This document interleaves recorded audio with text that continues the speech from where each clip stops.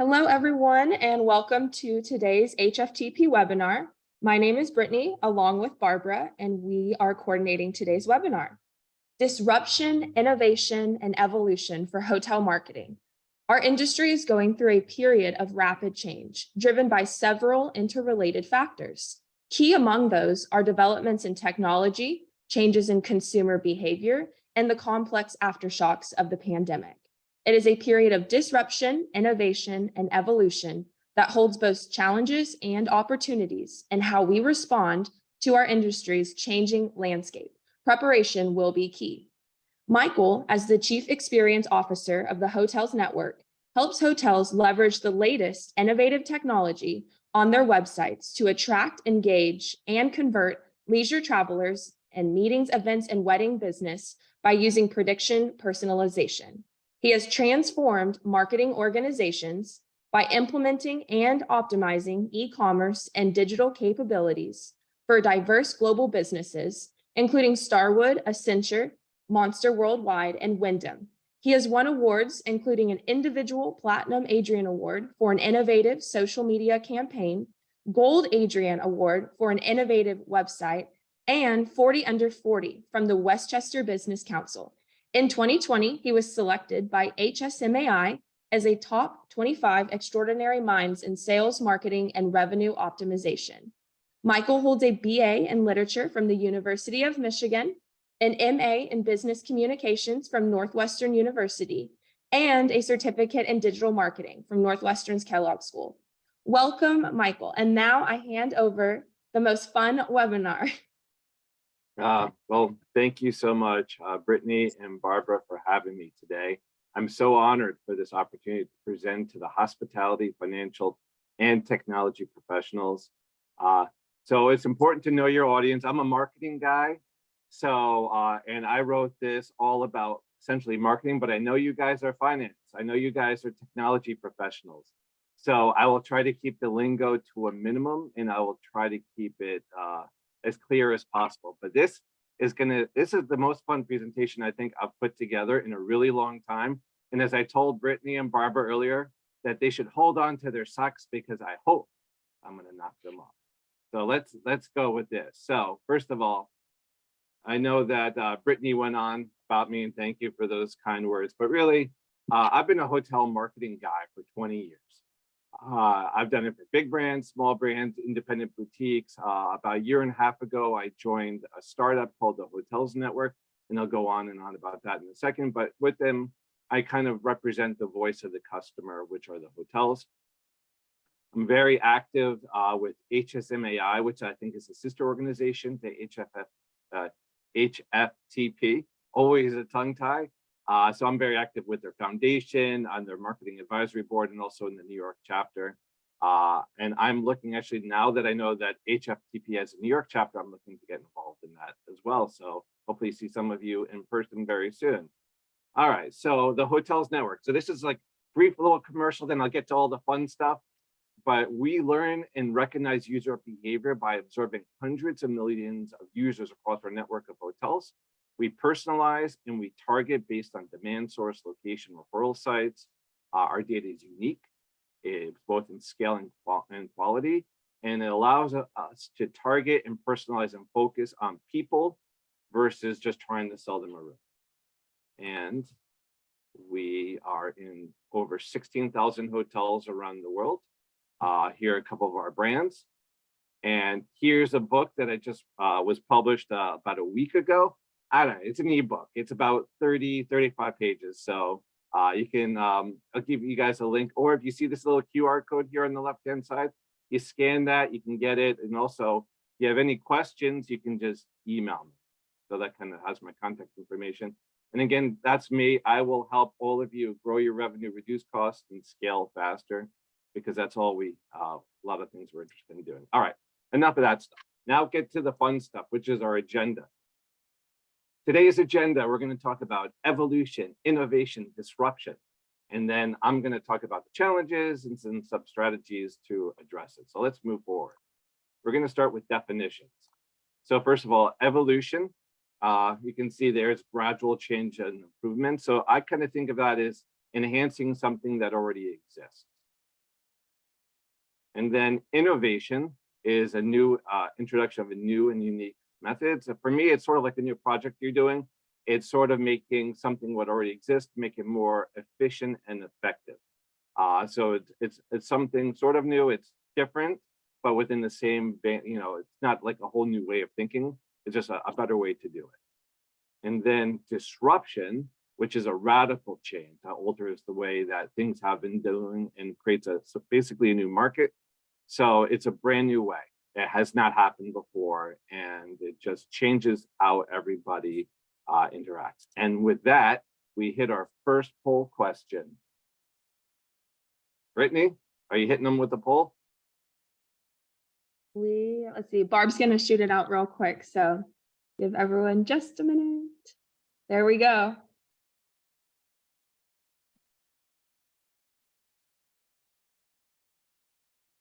That first question is, what is disruption?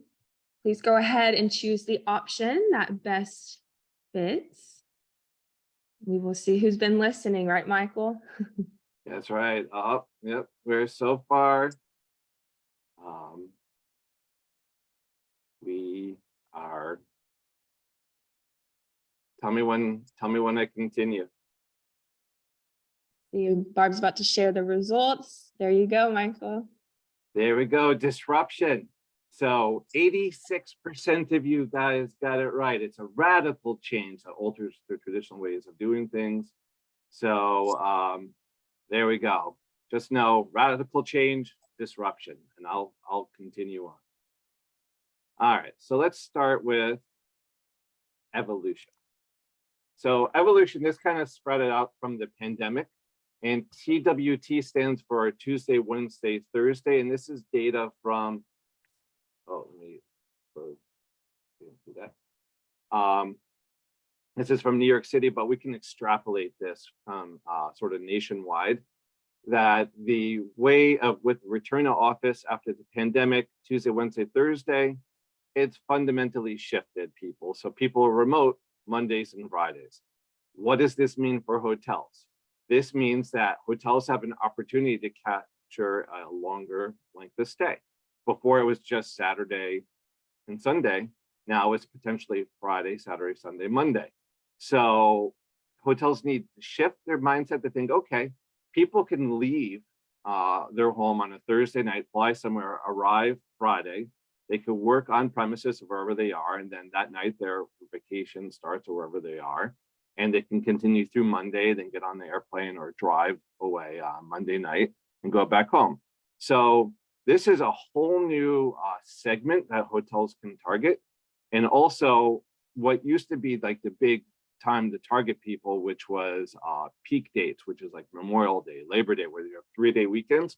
Well, now you kind of have 4-day weekends. So this is an opportunity for hotels to adjust with this new work week. Short form video. So as you can see this data here, a short form video is sort of just it's sort of like a reel. It's a TikTok. It's like under a minute. So Mark Zuckerberg essentially said that he failed to anticipate the recent trend of social networking that contributed to the success of TikTok. People are increasingly using their social networking feeds to discover compelling content instead of viewing media shared by their friends that they follow. It's really effective at driving engagement, as you can see here. It's a powerful algorithm. And Gen Z is using this much more than they're using Google. So Google is concerned about this, among other things. And even my son, who's 16, he's telling me news that he's heard that's been memed from real video versus, I'd watch the evening news or I'd go to Google News, but he just kind of gets served right up to him. So it's changing substantially how people get information and how people consume entertainment. And for hotels, it's how do they engage with content? So it's new ways to think about social influencers. And then in terms of content that's created, well, video budgets. When I was on the hotel side, our video budget was very big. You'd kind of create that 1-2 videos per year, and it'd be very expensive, and you have to make sure it's just perfect. But now they have this concept, well, you know what? It doesn't need to be perfect. Actually, it needs to kind of be the opposite, and they call it flawsome. Flawsome means flawed, and authentically real and awesome. So it's flawed and awesome put together. So flawsome. And then adjusting the video budget to just create a lot more content and just get it out. Doesn't need to be perfect. And then this is an article I just came out in Hospitality Upgrade, I think earlier this week, where I'm talking about there's a role convergence happening in hotels. So for the brands and those hotel management companies, they've kind of already seen this creation of this chief commercial officer, which has a sales, revenue, and marketing kind of roll up to it. But when you get down to the hotels, there's always still a disconnect. You have the GM, you have the DOSM, you have the dorm, and then you have a lot of dotted lines. So there's the problem here has been with silos. It's been with misalignment of KPIs. So by the creation of a new role, which is called like the Director of Commerce or a Commerce Director, it allows the silo departments that led to inefficiencies and finger pointing to kind of go away. It aligns the goals. It's a single solution to allow all the teams under a single leader. And also the potential benefit is shared services models for marketing, sales, and revenue management. So this is another sort of evolution that's coming along. And then the skill sets. So in marketing, and I'll talk marketing, I know not a lot of you folks are marketing folks, but typically you talk about, you can even have this in technology or even financial services where you say someone's a mile wide and an inch deep. What that means is you know a little bit about a lot, but then they have something called like the T-shaped person, which is someone knows a little bit but a lot, but there's one thing that they're super expert in and they're subject matter expert in. So it kind of makes you're a mile wide and an inch deep going across, but then you're a specialist in one area. So it kind of makes a T-shape. There you go, T.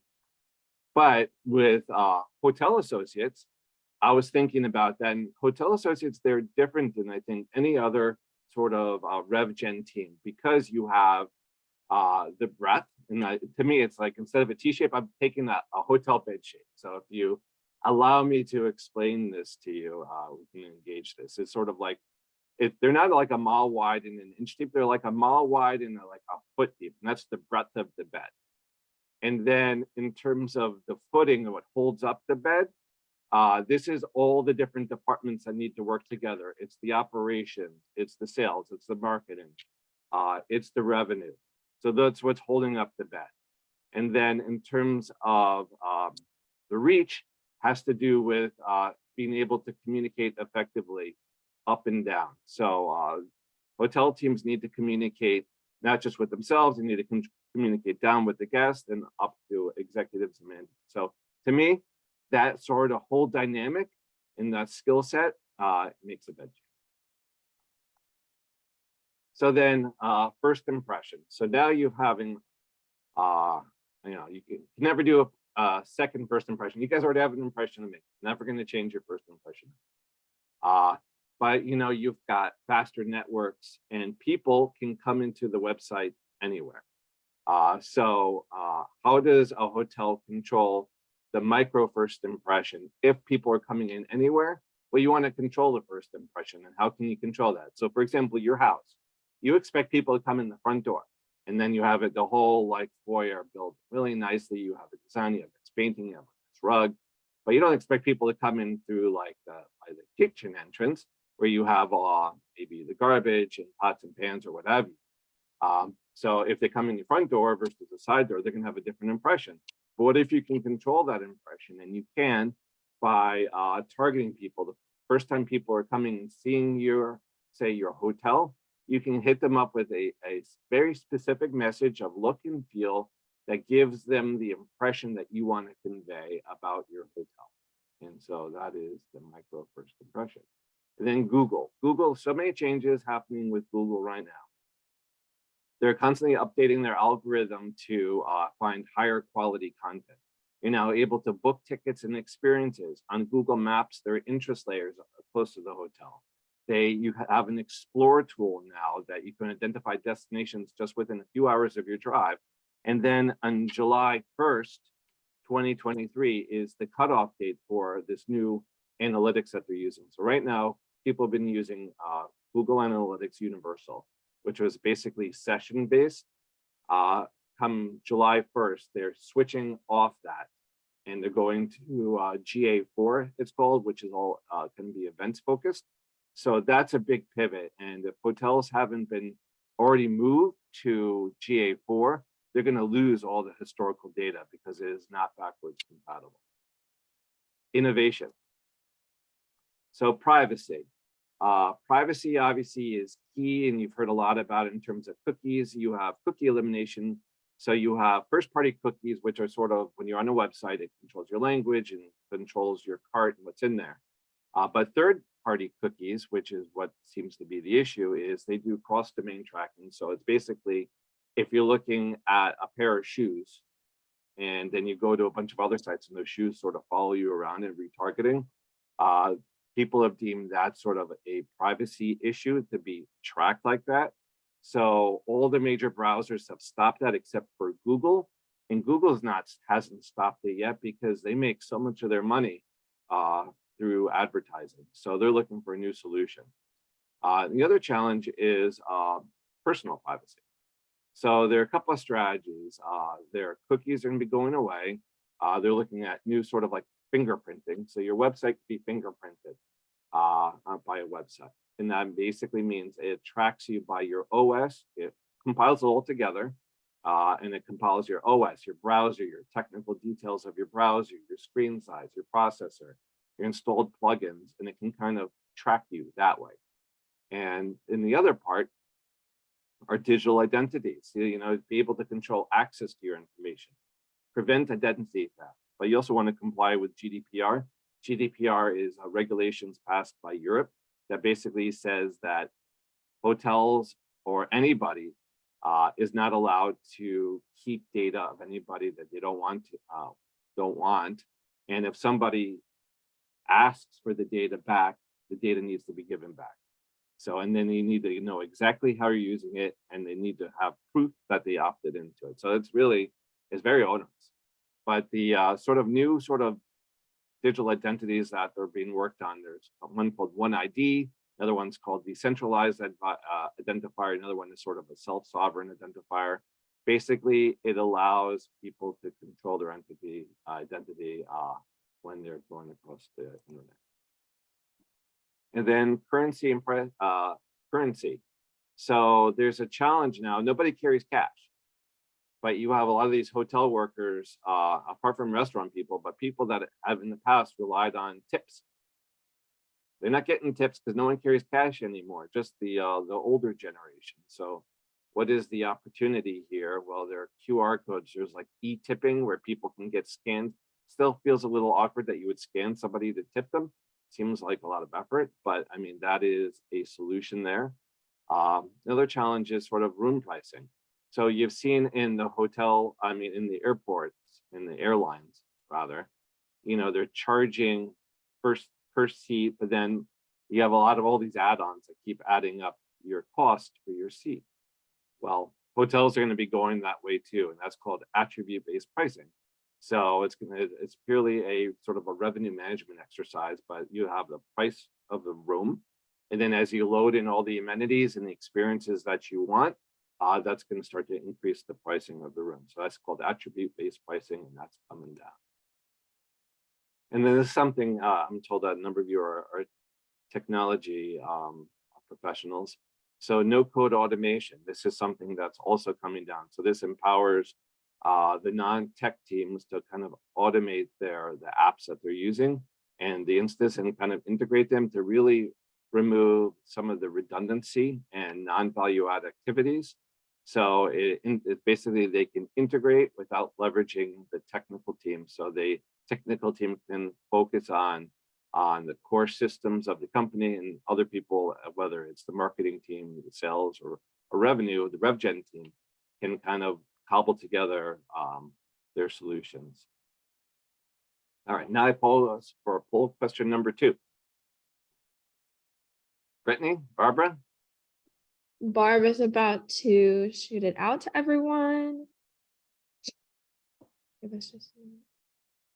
Awesome. There's that second question. Which is an example of innovation according to Michael? We'll go ahead and give everyone a little bit of time to answer and then share those results.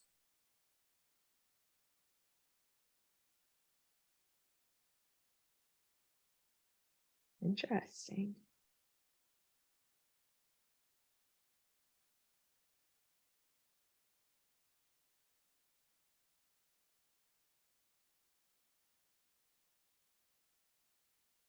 All right, there you go, Michael.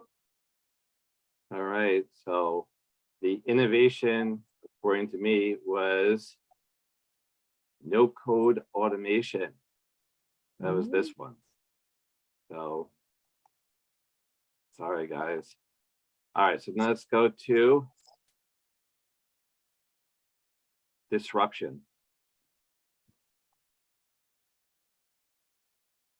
And this is where we're going to spend probably the remainder of our time for today. So blockchain. So we heard a lot about blockchain prior to sort of, blockchain and cryptocurrency and all that until sort of it went bust about a year ago.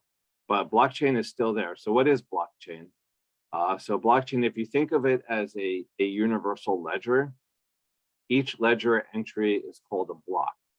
And it's a chain because each ledger block refers to the previous block. And these chains of blocks are then replicated across thousands of computers to make sure nothing changes. You can't erase it. It's also anonymized and it's accessible to everyone around the world. It's highly secure, highly decentralized, and highly scalable. And some of the ways that blockchain can be used is sort of like smart contracts. And a smart contract is something that automatically checks the terms have been satisfied and then executes the contract without the need of an intermediary. So for example, let's say for insurance, say there's I heard like say down in Puerto Rico, they're using smart contracts and people sign up for the insurance. And if a hurricane comes along and it's above a certain type, automatically people they won't need to send down the assessors. They basically say, this is how much money you're going to get based off of this. So it's been satisfied. Those two things, you don't need the intermediary. So it speeds the ability to get that executed. The other thing are NFTs, which we used to hear a lot about. It basically is a smart contract where you can assign ownership and manage transferability. Basically, it's a digital asset and everything is paid in cryptocurrency that's kind of sits right on top of it. And then the metaverse. First, there's, you're already kind of in it. If you're looking at me and you're paying attention, you sort of take the first step because Zoom, I think, is a kind of a virtual world where we are right now. The metaverse is a virtual world, but the metaverse is a little bit more advanced and more immersive. But it is not a stretch to see where we're going in 5 years, where you can think where we were 5 years ago and the speed of things moving along. So, and then in the metaverse, and you have also this uptick of this digital economy of virtual advertising. So you can see that companies are already starting to logo certain items. So people are spending money to decorate their avatars, to give them outfits, to give them clothes. They're paying money to have specially designed clothes, or say in this example here, Netflix. Netflix is logoing different outfits. So people whose avatars are going around, they're wearing the clothes that have been designed. So you're going to start to see more, virtual advertising. You're going to see more kind of virtual experiences being created in these spaces. And ultimately, it's going to become something probably looks a little bit like this, what spatial.io has. I think the challenge to get fully into the metaverse is two things, is the headset and the weird cartoony characters. The device is changing. Apple just announced a couple of days that it's coming out with their cooler sort of headset. It's going to look more like goggles and sort of like what you've pretty much seen in the past, but I think you're going to constantly see an evolution of these devices change, become lighter and easier. So they're ultimately going to look like a pair of like cool sunglasses. That's ultimately what they're going to end up being. And then the avatars are going to evolve too. I mean, right now it feels weird because it's very cartoony. It feels like a video game. How it feels weird to have a meeting like that. But as these avatars become realer and kind of look more like a physical representation of you, and then the space you inhabit feels realer, then people become more comfortable with this whole concept. But I believe it's that. I mean, if you look at where we've been and where we're going with the Zoom, we're not going to stay with Zoom. Zoom is going to evolve. It's going to continue to evolve, and it's going to be something sort of like this. I'm not exactly sure what it will be, but the other thing is people are going to start to create their place, their digital place online. So I think that's one thing, like people used to say they have a web page, you can visit my web page, my MySpace page, or whatever they had back in the day.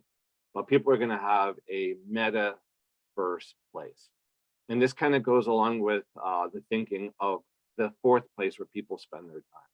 If you think the first place where people spend their time is their work, the second place where people spend their time is at home. The third place, and Starbucks kind of came up with this concept, the third place where people spend their time is the coffee shop. The fourth place where people will spend their time is sort of in this sort of hybrid type place. But now let's get to what I'm sure everyone's been waiting to hear about is this generative AI. And look at this ChatGPT thing. If you look at Netflix, how long it took to get to 1 million users? 3.5 years. How long did it take Facebook to get to 1 million users? 10 months. How long did it take this ChatGPT solution to have? 5 days. 5 days. That is amazing. Absolutely amazing. So what is it? And just what was it, like 2 weeks ago, they announced the latest upgrade to it, and there's the link to it if you guys don't know how to get there. It's chat.openai.com/chat, and it's basically a large multimodal tool. And what that basically means is it can respond like a human being, and that's really what this is. And it has pretty much all the knowledge of mankind in this system and its process. Now, how smart is this thing?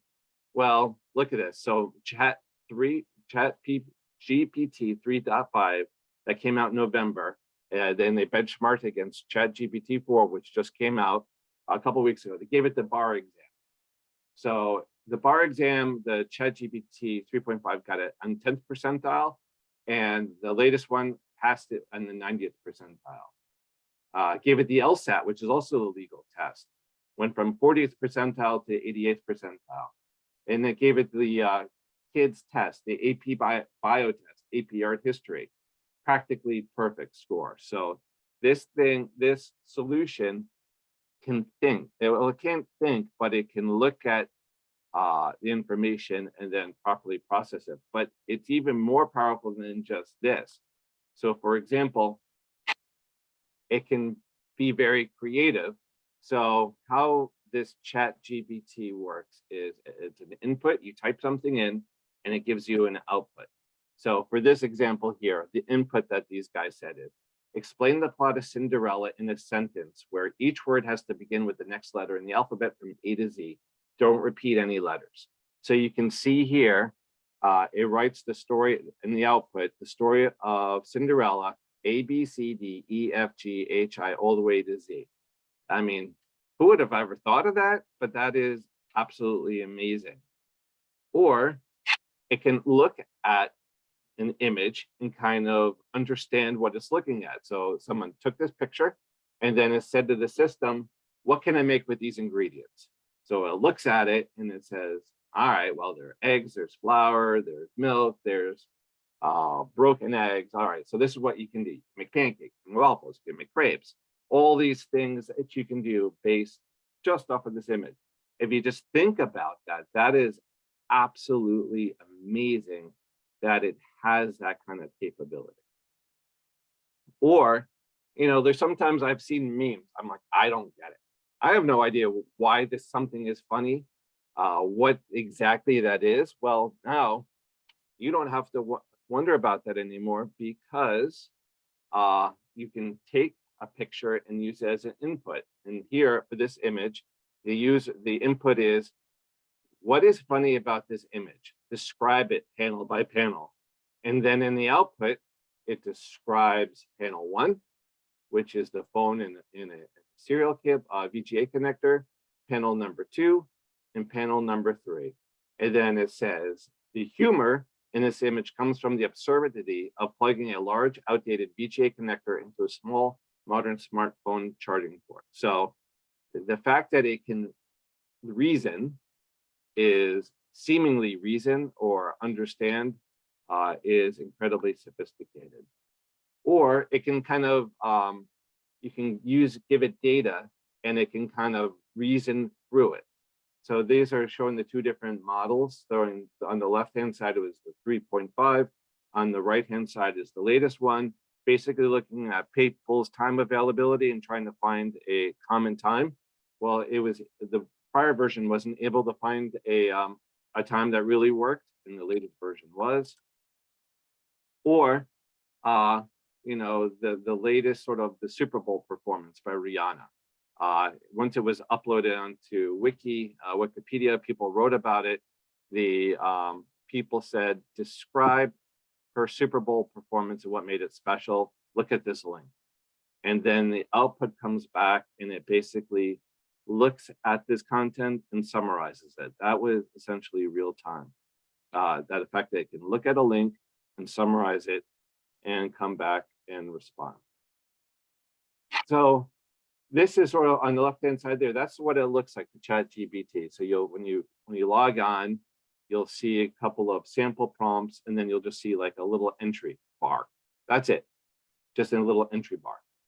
So what are the challenges with this right now? Well, as you might have heard, it has incorrect facts. So what it does is it takes the information it finds, and then it creates a response. And the challenge with it is it writes in such a authoritative way that it seemingly seems correct, but it doesn't check itself the fact that what it's saying is factually correct. They call those things hallucinations. So that is something, when you use the system, you can't just assume, at least at this point, that what it says is correct, because they're saying that it is wrong, not a lot of the time, but it is wrong. The other challenge we're having is that the dynamic of how we interact with the internet is going to change fundamentally. We're going from a shift from a search to answer. So, and I'll explain that in a second. And the best way to deal with that is stay up to date and also experiment with the tool. So what do and before I kind of get into the shift, here are the plugins. So announced last week, now plugged into this tool is these different companies where they basically can allow you added sort of like to the ChatGPT store. These are like plugins, and then it can go ahead out and search using this information. So you can now essentially research a full trip from the engine using Expedia or Kayak, or doing shopping via Instacart, or do some of the no code through Zapier. So when I talk about the shift before from search to answer model, so on the left-hand side, you see what we do now, which is search. You have the bar that you kind of put in, and it allows you to be a little bit lazier. So they say, I'm looking for a hotel by Bryant Park. And then what it's going to do, it's going to give you its best guess response. But you'll also get a lot of advertising. So other companies that know that you're looking for a hotel in Bryant Park, New York, they'll serve up ads of companies that look or targeted hotels near Bryant Park. Also, you have the hotel also can have its Google business listing there. And then there's a bunch of meta tags. And then you also see just organic links of people that did a lot of their SEO to get themselves ranked. So, okay, you're looking for hotels, but then you start to scroll down and you see other stuff and you can kind of click through and click through and click through. So that's sort of the search that we have now, but that's going away. That will probably go away in the coming future. And now we're shifting to an answer model. But the challenge with the answer model, it requires you can't just say, I'm looking for a hotel in Bryant Park, because, well, you can, as you can see on the top, it's just going to give you some responses. But then what are you going to do with that? You got to be more thoughtful. You say, you know what, I want to see, so you can try again, say, you know what, I want to see hotels in Bryant Park. I want to see their star ratings. I want to see that they're really no further than 1 block away, and show me the links. And then now you have this. Now you have something that you can do with that, but it was really on you to kind of figure that out. Versus before on more of the search model where things are just kind of provided to you. So there's right now it requires you to kind of have more thought into and be more proactive in terms of your entry, because the better your input, the significantly better your output. So here's the other thing that's been happening is moving to zero clicks. And what is zero clicks? So even before all this ChatGPT thing happened, back in 2020, a guy by the name of Rand Fishkin and Spark Turo, he said that he saw this pattern of websites getting less, their traffic decreasing year over year over year. And like, why is this happening? And they would determine that it's actually because Google was getting very good at answering people's questions. So the hotels websites, for example, in this situation, are getting less traffic just because Google was able to answer the people's questions up early. So what is a hotel to do that is countering this and that's going to continue eroding? Convert the traffic that comes to your website, convert it. Do everything you can to, and also develop content that can't be easily summarized by Google, so people need to click through to you. But as I told you before, with the answer model, it's the zero click is magnified with ChatGPT, because as you saw, now people may not even be coming to, may not even be going to Google. They may just be doing the search in this ChatGPT, and there are no ads right now in this thing. There are no links. So how are they going to get to your hotel website from here? So again, the biggest thing is collect as much first-party data as you can on people that are visiting your hotel site. That means like capturing their email addresses, so you can do email acquisition campaigns. And then you want to convert the traffic that comes on your website. All right. How should you think about generative AI, so ChatGPT? To me, I think in a way, think of it as sort of a digital associate who needs a good manager that communicates extremely well and provides clear and concise directions. Because I told you, the output is only as good as the input. And with this, you can use this for brainstorming, content creation, research, coding, summarizing, formatting, cleaning data, grammar, and translation. But as we look to leverage AI to grow revenue and reduce costs, I think a couple of ways to think about this is through learn, monitor, analyze, and create. So as I was thinking about this for you guys, so financial professionals, you can learn by doing personalized training, trends analysis, compliance training, financial modeling, case studies. That's ways that you can use this to learn. Monitor, you could do real-time financial tracking, expense tracking, KPI monitoring, budget versus actual monitoring, competitor monitoring. And then analyze, financial forecasting, occupancy rates, cost benefit analysis, revenue management, financial risk assessment. And then for creating for financial planners is automated financial reports, customized financial dashboards, budget planning, financial presentations, and scenario modeling. Now, for the technology folks that are on the call, learn, monitor, analyze, create also exists for them in terms of this, in terms of tailored training, learn emerging technologies, learn best practices, learn security awareness, and also learn about case studies that show successful and unsuccessful technology deployments in the hospitality industry.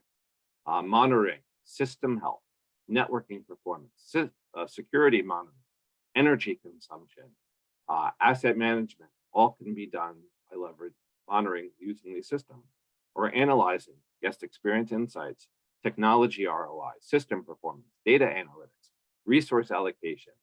And then the tech team can also create technology roadmaps, customized guest experiences, automated support solutions, predictive maintenance schedules, and then technology integration plans. So there's a lot of exciting, interesting things that can be done with this AI for the hotel associates.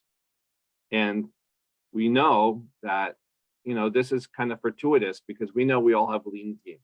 Coming out of COVID, our teams are under-resourced. We have junior teams, and there are ways to kind of augment the teams. You can either use gig workers, gig projects, or leveraging sort of like Upwork or something else, so you don't actually have to bring somebody on full-time, or you can use technology.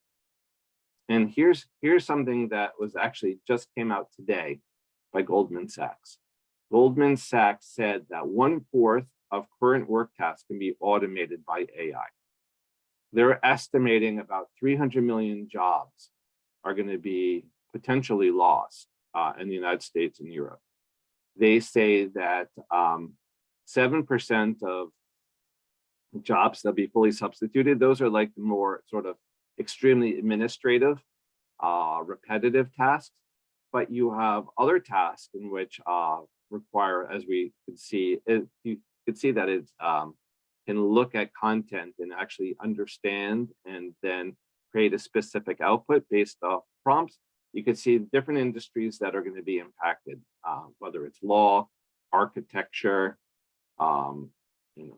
business and financial operations. So there's a lot of disruption that's going to be happening as this technology sort of starts to take hold in all the companies. So the best thing for all of you to do is just learn about it. And that's why you're on this session, and this is a great opportunity. So how do you kind of create a good prompt? Like in a prompt is sort of called the input. Well, you want to create a role. So you tell it how you want it to be. Say, I want you to act as a whatever you want to do, whether it's a luxury hotel marketer, a financial person, or a technology executive at the hotel. Then you're going to say what you're going to give it, and then you can ask you what you want it to create, and then you ask it specifically what when you ask it what you want to create. Say it's a campaign. What's going to be the components of that? So say you're having to create a business plan for you. What are the components of the business plan? And then in terms of the product, you define the hotel, and then you also define who the target customer is. So I'll kind of go into this in a second here. So here, I asked it to look at an article, and I said to it, I want you to act as an objective travel writer. Rewrite this article to emphasize that personalization will dramatically increase conversion of visitors on the direct channel. It should be 500 words, include 5 bullet points, add a headline and a subheadline. I gave it the link, and it just rewrote the article and actually made the article much better than it was before. So you imagine there's content out there that you basically want rewritten or summarized. It can do that for you. Or say you have data analyzed. Well, say you are lacking time and say you don't have an analyst to kind of look at something. Well, you can take benchmark data, create a prompt, paste it in as a text file, ask it to do something. So here in this example is, act as a data analyst. I'll provide you booking data for the past 3 months compared to the previous 3 months for the regions around the United States. Analyze the data, identify regions and time periods that are doing better than others. Are there any insights or any trends? And it went ahead, created a nice little table for me. It kind of pulled out the variation for me, and then it kind of did a high-level summation, a summary for me. So that's very, very powerful. Or, you know, here's the other thing is you have a hard to write email. Say that you're kind of stuck, you know, usually the emails where you don't have to say something that's pleasant is hard. So it helps you overcome writer's block really quickly. So this one, I said, act as the CEO of a company responding to a digital marketing agency that is not meeting the agreed upon KPIs in terms of traffic to the website. Write a short but clear email indicating if they do not improve in the performance and hit their targets next month, their contract will be under review. So I did the subject for me, it did the whole email for me, then you can go through and tweak it, and then it's done. And one of the things that's great about this engine is that it's always grammatically correct, and everything's spelled correctly. You just need to tweak it for yourself. So the other thing here is personas. So now, one of the things, if you can drive people to, say, a web page, and now you can target everybody differently, then you have an opportunity to create multiple personas. In the past, usually a hotel has 1 or 2 or 3 personas it typically targets. And that has to do with time and energy of resources. But now, look at this. Like, say you give it a prompt, you're giving it a campaign, you're telling it act as a luxury hotel marketer. Here's the product, creating a campaign, but my audience now is. So you identify 4 different audience parts. So you have millennial women, 33 to 40, millennial men, 33 to 40, Gen X women, 45 to 55, Gen X men, 45 to 55. And then it goes ahead and it creates exactly what you want. And then you can kind of test it and give the A/B tested to see which resonates, which isn't resonating, but you can specifically target. You're only limited by the amount of time that you want to take to do this, but you collapse the time significantly, and it is incredibly powerful to go ahead and do this. So here, I'm going to share a different sheet here. This is actually one of the things that most people seem, when I share, to be most interested in. I mean, not that the other stuff isn't interesting. So what I did is to kind of talk about this whole persona and scaling, I created a little prompt generator, and I could share this with you guys, and I gave it to Brittany and Barbara. So basically I say, I created a Google sheet that is concatenated. So do you guys see what, am I sharing it? Yes, you are. Okay. So I basically say I want to act as a hotel online on-site financial expert. What is the hotel? Where's the hotel located? What are 3 amenities? What are 3 points of interest? What is the online experience going to be? What are the brand words? All right, now I say, okay, what do I want it to create? I want it to create 3. What do I want it to create?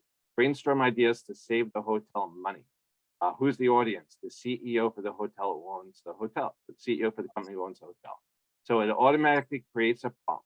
So what you can do here is you can copy and paste this directly into the engine, or even more exciting, I just tie it directly into ChatGPT. So all of these are just auto-generated. So for this one here is, I just changed it up to project ideas to reduce costs. Hotel ownership team, and it automatically creates it right there. For the general manager, ideas that will save time for the hotel financial team is for the general manager of the hotel. So it kind of created that. Well, create an automated financial reporting system, revenue management system, cost optimization program, or create 3 ideas that can be immediately implemented using new generative AI for the on-site hotel executive team. Created the prompt when it went out, said personalized room recommendations, dynamic pricing, personalized guest experience. And the other thing here is how to improve our accounts payable process. That's for the chief financial officer. It says implement accounts payable system, negotiate better payment terms, implement a vendor management program. And then I'll go through another one is how to do more with less. Administrative staff to process invoices for the hotel manager. And then he said, okay, dear hotel manager, here are things that we can do to make it a little bit better. And it kind of writes it all up for you. So you're only limited by your imagination on this. Other presentation here, share. And so here's something that Brittany and Barbara asked me to add here. So I did a prompt here that said, respond as a financial analyst with current interest rates rising in response to inflationary pressure, along with people willing to pay for experiences and family vacations. Provide 3 insights in areas of financial concern for hotels and social clubs, and 3 areas of potential financial growth for next year. So at the top here, you can see the answers for the first question, and down here, you can see areas of potential growth for hotels and social clubs, and it kind of breaks it all down. Now, if I wanted to, and I was in the prompt engine, I could say, you know what, I don't understand number 1. Explain to me like I'm 10 years old. Explain to me how I go about doing this. What is it? And what are 10 things I can do to do this right now? And then it'll spit that out. So there's a lot of exciting things coming up there. And now we go to the next one. Pause for poll question number 3. Awesome. All right, the final question. According to Michael, generative AI and Chat GPT should be thought of as a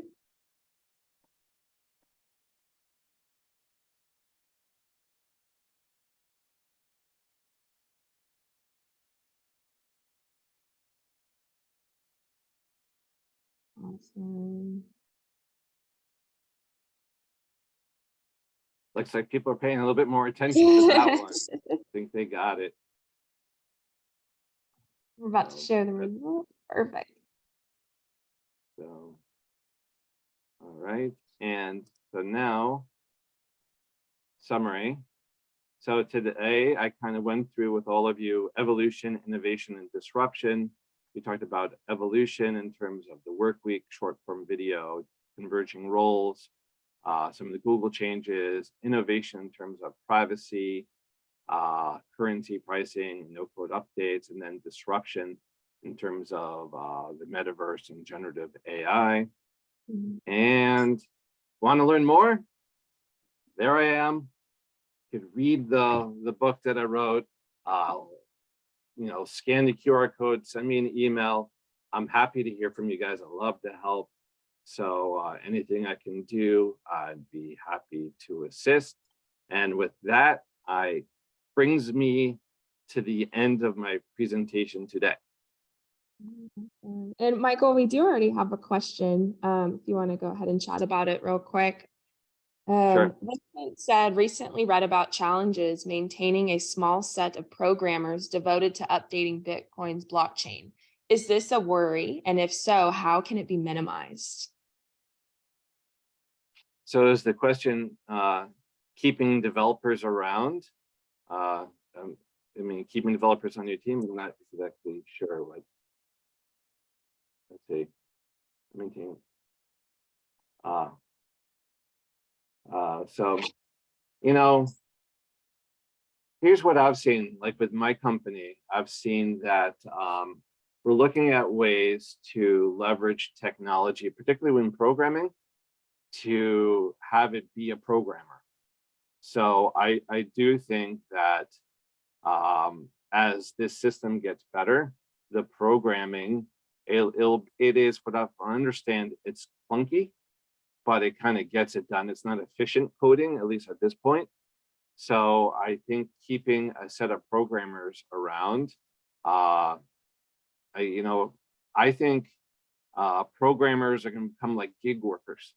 They're probably going to be working in lots of different jobs at a lot of different times and kind of leverage this technology, be more problem solvers, and kind of massaging code that's been created versus being the original creators. Similar to what we saw with the email, you don't actually have to start writing the email anymore. You just need to think about how you want to write the email, then you kind of go through and massage it. I imagine the same thing will probably happen with coding as well. Awesome. And then I know Justin had mentioned how Chat GPT is used in the academic settings and how fascinating the discussion is right now. So I definitely think there is a lot of interest around this topic, Michael, for sure. So awesome. Well, we have a few minutes left. If anyone has any last minute questions, please feel free to throw them in the chat. Michael, we can't thank you enough. That was a great presentation, a lot of information. If you are collecting your continuing education credit today, please note that you will need to self-report your credit for this webinar through the certification tracking spreadsheet. Again, this spreadsheet is available at the bottom of the HFTP virtual education website. In addition, an email with the CPE credit certification information will be sent within 24 hours. So please save that for your records. And again, this will be up on our archive, so you guys can refer back to it. And like Michael said, reach out if you have questions. He is here.